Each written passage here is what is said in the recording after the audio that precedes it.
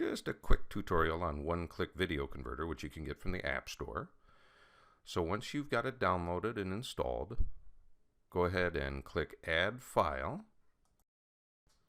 You might want to convert a video file because it won't work in the program you want it to. What we're doing here is we're taking an AVI video file and we're going to change it into a .mov file. You click down there and choose MOV. Next thing you want to pay attention to is where that video will appear after it's done. So then you click Convert, and this is sped up a little bit, but it goes pretty fast.